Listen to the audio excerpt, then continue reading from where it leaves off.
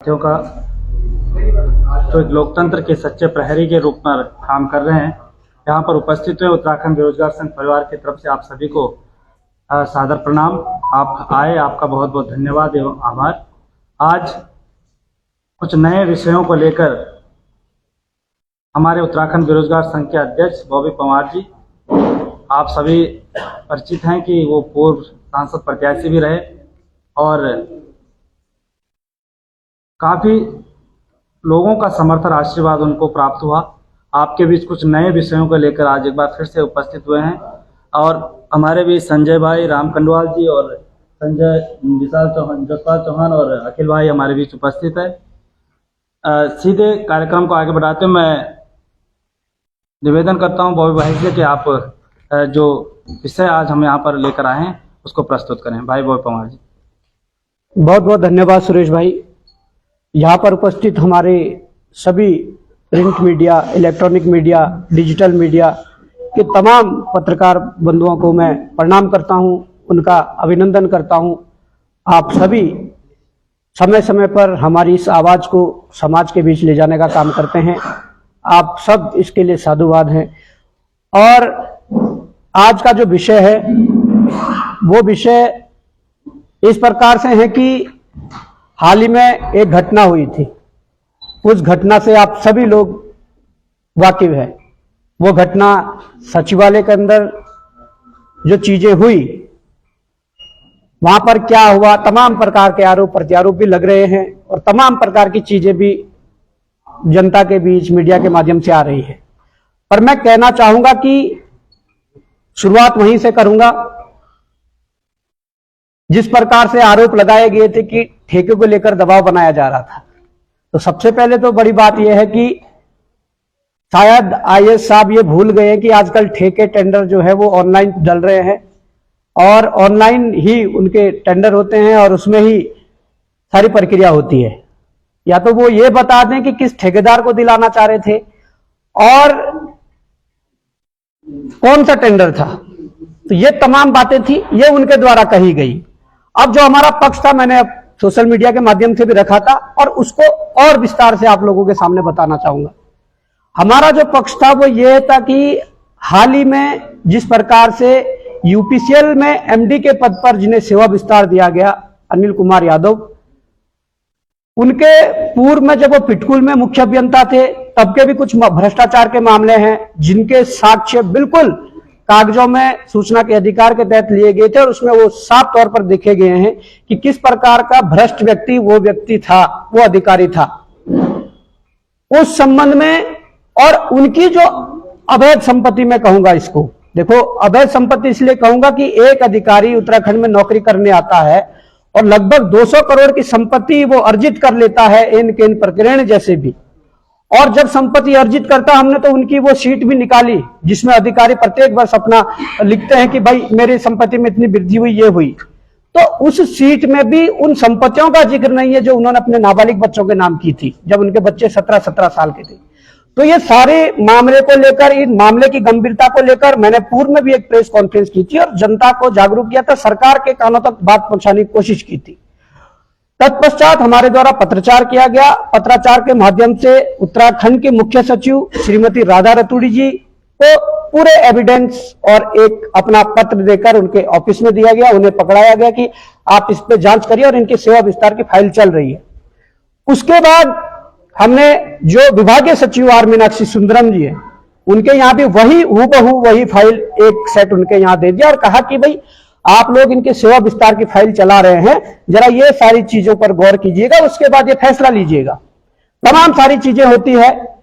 उस दिन यही नहीं, उस दिन एक और मामले को लेकर मैं गया था और वो मामला तो फिर हम बोल नहीं पाए, तब तक बात बिगड़ गई थी जो बिगड़ने की थी। एक और मामला था जो आज यहां पर रखा हुआ है। इस मामले को लेकर भी मैं उनसे डिस्कस करना चाहता था, परंतु तब तक इसी सेवा विस्तार वाले मामले में गहमा गहमी हुई और चीजें हुई और वहां से बात बिगड़कर फिर हमें भी वापस आना पड़ा। पर यह मामला मैं उनसे इसलिए डिस्कस करना चाहता था, उनके विभाग का ही मामला है और यह मामला आज का नहीं है। आज मैं केवल धामी जी को कटघरे में खड़ा नहीं कर रहा हूं, आज मैं उन तमाम मुख्यमंत्रियों और तमाम उन विभागीय मंत्रियों जिनके ये विभाग रहे हैं, वो कांग्रेस की सरकार में रहे हो, वो भाजपा की सरकार में रहे हो, मैं उन तमाम मंत्रियों और मुख्यमंत्रियों को कटघरे में खड़ा करना चाहूंगा। क्योंकि ये जो मसला है, ये मसला भ्रष्टाचार से जुड़ा हुआ मामला है। और भ्रष्टाचार किस में? भ्रष्टाचार भी नियुक्तियों में। और ये मसला कोई ऐसा नहीं है कि 2024, 22, 20, 15 का है। ये मसला राज्य बनने के बाद से तुरंत बाद का है। और आप देखिए कि ऊर्जा विभाग, इतना बड़ा विभाग उत्तराखंड में है और इतना पैसा ऊर्जा विभाग के अंतर्गत है। आज मैं आप लोगों को बताना चाहूंगा कि इस विभाग में 3 निगम हैं, यूपीसीएल है, यूबीजीएनएल है और आपका पिटकुल है। तो जब उत्तराखंड राज्य पृथक होता है, जब उस पे 2001-2 में जब भर्तियों की कार्रवाई चलती है, तो उसमें देखा गया कि Uttarakhand power corporation limited UPCL अपनी एक विज्ञापन जारी करता है और यहां पर कुछ जूनियर इंजीनियर और कुछ असिस्टेंट इंजीनियरों की नियुक्ति करते हैं और भर्ती करते हैं।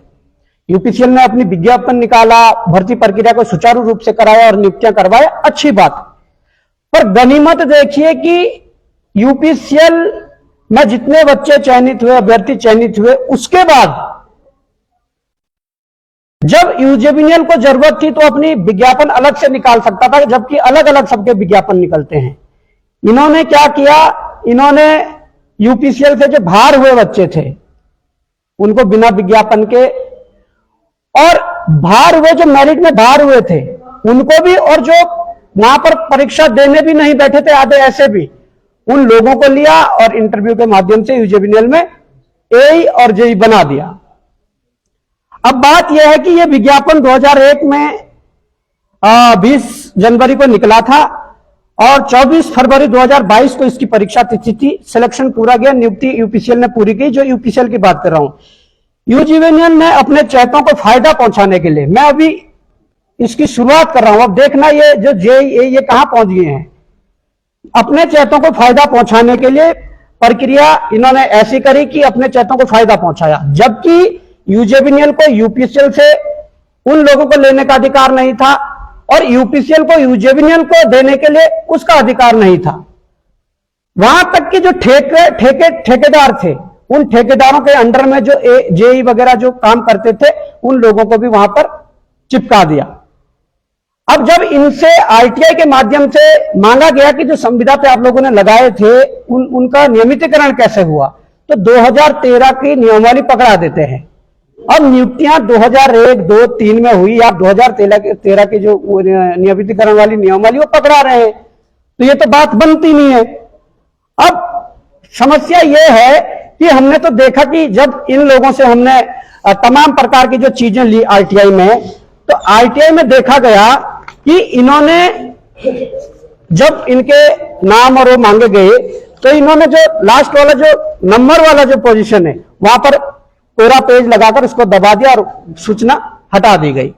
ऐसा क्यों?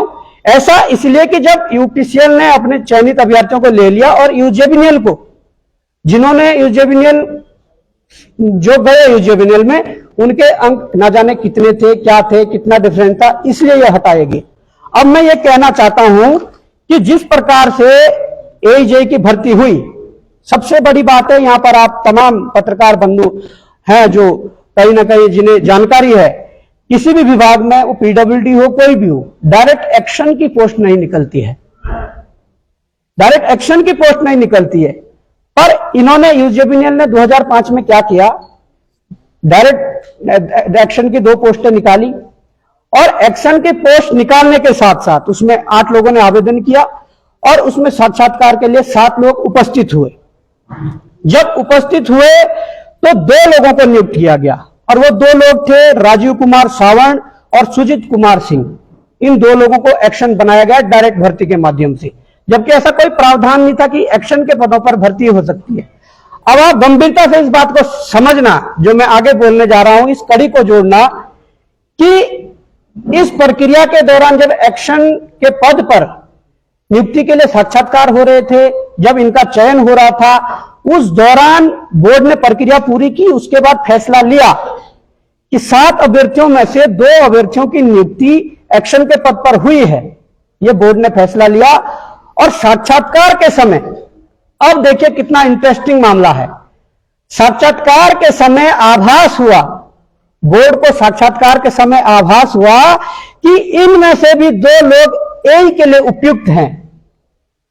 बोर्ड तय कर रहा है कि भाई एक्शन की पोस्ट थी, वैसे तो नहीं निकाल सकते थे, तुमने निकाल भी 2 एक्शन लगा लिए, और उन 7 में से फिर बोर्ड तय कर रहा है कि यार साक्षात्कार के समय हमें ऐसा आभास हुआ कि इन 5 में से भी जो बाहर हुए, इन 5 में से भी 2 असिस्टेंट इंजीनियर बन सकते हैं, ए बन सकते हैं, तो उनको क्यों ना ए बनाया जाए।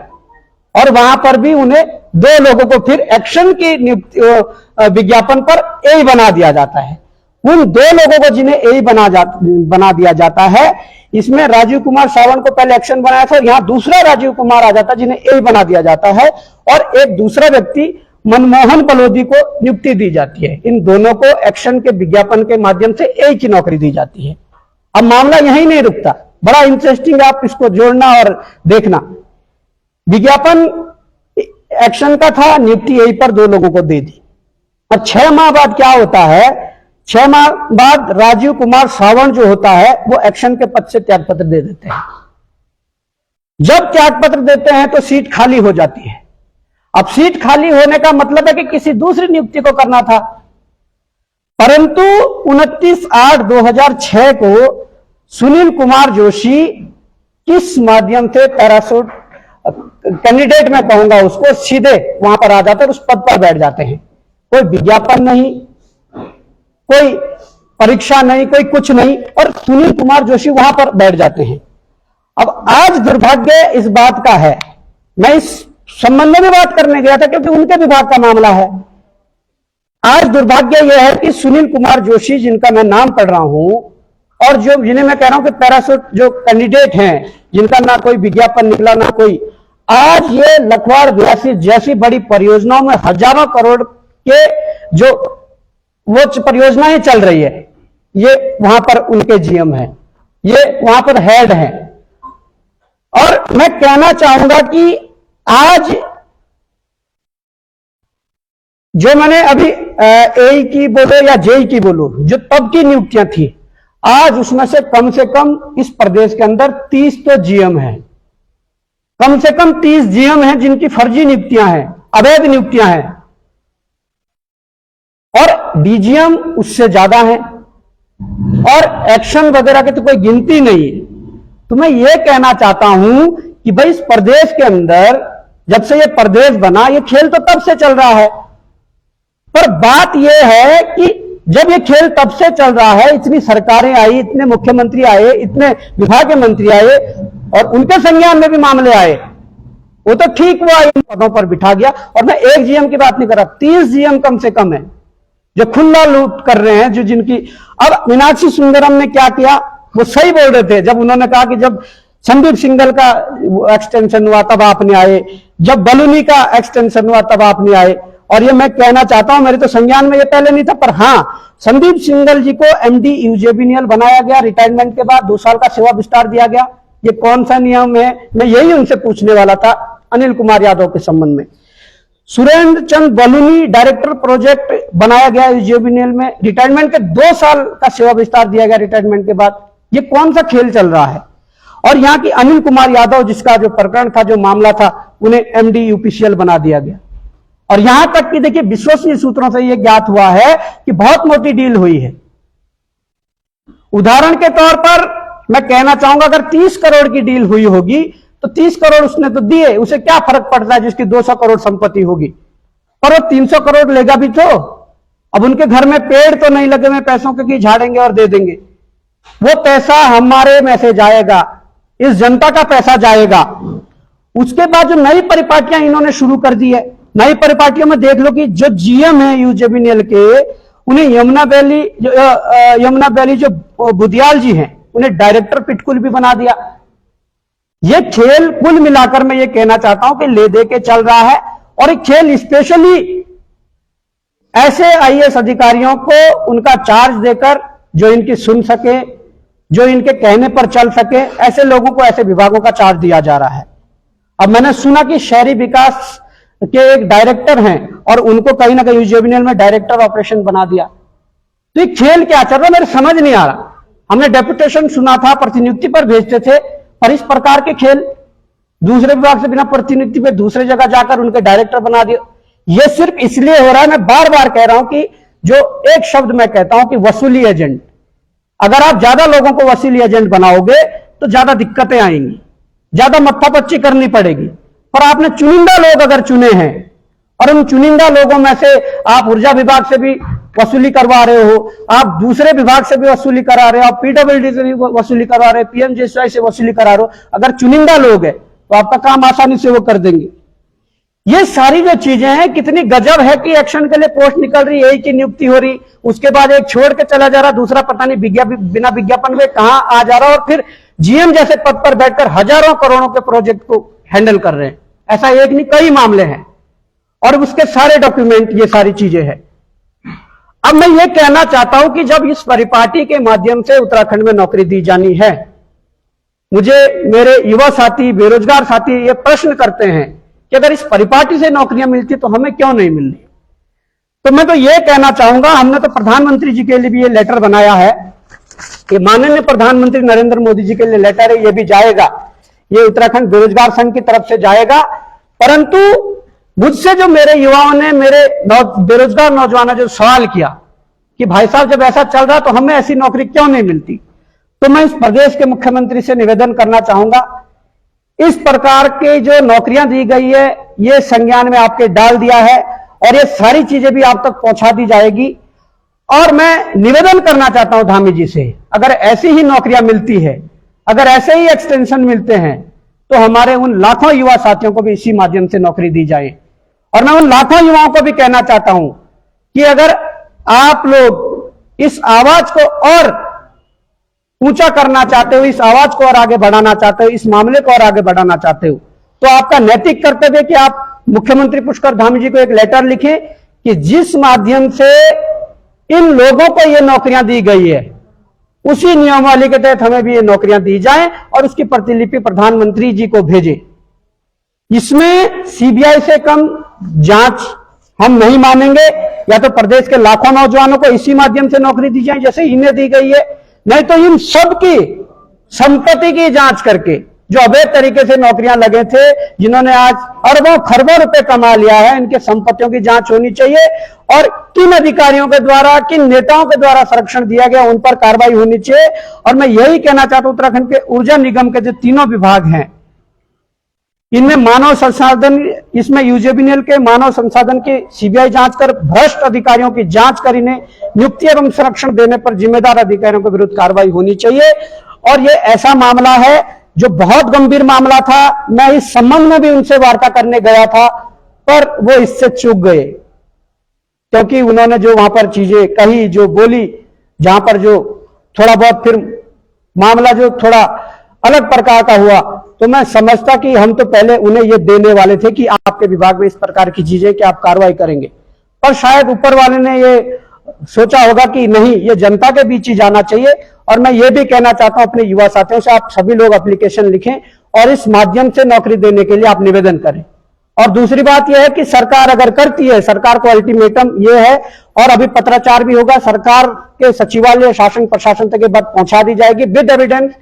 सरकार अगर कार्रवाई नहीं करती है तो कुछ दिनों बाद फिर ये मामला माननीय न्यायालय की तरफ जाएगा और फिर न्यायालय जो करेगा वही सारी चीजें होंगी। और यही हमारा मकसद था कि ये ऐसा मामला है कि जहां पर अवैध रूप से नियुक्त अधिकारी कहीं ना कहीं हमारे उन ईमानदार अधिकारियों का शोषण कर रहे हैं जो ईमानदारी से पढ़ लिख कर मेहनत करके जो विभागों में गए हैं। धन्यवाद। जिस दिन आप तरफ से मिले थे, ऐसा हुआ क्या था कि आप लोग आवेश में आ गए थे या अधिकारी जो आईएएस अधिकारी वो आवेश में आ गए, तो वहाँ हुआ क्या, थोड़ा वहाँ की कुछ तस्वीर अगर बताना चाहें। नहीं, देखिए वहां कुछ नहीं हुआ, उस संबंध में तो हमने बयान भी दर्ज करवा दिए हैं। हमें जो नोटिस तामील किया गया था उस संबंध में हमने बयान भी दर्ज करा दिए गए हैं। पर वहां पर हुआ ये था कि हम तो, मैंने कहा कि एमडी यूपीसीएल की जो सेवा विस्तार दिया गया उस संबंध में हम गए थे। हमने कहा कि आपके कार्यालय में एक माह पूर्व हमने एक पूरी फाइल एविडेंस सहित दी थी और आपसे आग्रह किया था कि इस पर कार्रवाई करिए और इस सेवा विस्तार को रोक दीजिए जिसकी फाइल चली हुई है। उनका कहना था कि मुझे तो पता ही नहीं है, मैंने अभी फाइल ही नहीं देखी। अब गजब देखिए कि आप इतना बड़ा विभाग संभाल रहे हो, आप इस सचिवालय के अंदर सबसे वरिष्ठ आईएएसओ में से हैं और आपको पता ही नहीं है कि आपके कार्यालय में एक फाइल जो गंभीर मामले जिसमें है वो आपको दिखी नहीं। ये तो खैर उनको एक भाना था कि नहीं है, उन्होंने हमने जब फाइल को ट्रेस किया, ये अभी 2 बार मुख्य सचिव का सेवा विस्तार हुआ है। सेवा विस्तार होने के साथ उसी रात को वो पब्लिक डॉक्यूमेंट होता है, वो आदेश की कॉपी मीडिया में चल जाती है, तमाम आपके उत्तराखंड डीआईपीआर का जो आपका प्रचार प्रसार करने का जो एक माध्यम है उस पर चल जाती है। तो आपको इस आदेश देने में क्या हर्ज है? तो अभी सवाल ये उठा कि मीनाक्षी सुंदरम ने आपको बहुत गंभीर आरोप लगाया कि आपने उन्हें सूद उठाया है उनके केबिन में जाके, आप इस पे क्या कहेंगे? देखिए, आपने शायद एफआईआर को सही से नहीं पढ़ा है। अगर एफआईआर में सूद का जूते उठाने का जिक्र है तो मैं समझता हूं उठाया होगा, और अगर जिक्र ही नहीं है तो क्यों आप मीडिया के बंधु क्यों इसको फिर तूल दे रहे हैं? और उनसे खुद बात की है, मैंने इसको देखा कि इस बात को मैंने उनसे उनका 43 मिनट मुझे उनसे बात हुई कि आपने बॉबी के साथ ऐसा क्यों किया। उन्होंने कहा कि सचिव जी उसने उनके सूद उठाया है और ये गंभीर आरोप है कि इकाई नहीं। देखिए, मैं कह रहा हूं आरोप, देखिए मैं तो ये कहना चाहूंगा कि जिन्हें नियम विरुद्ध जाकर नियुक्तियां दी जा रही है, नियम विरुद्ध जाकर पदों पर बिठाया जा रहा है, वो सारे वसूली एजेंट हैं।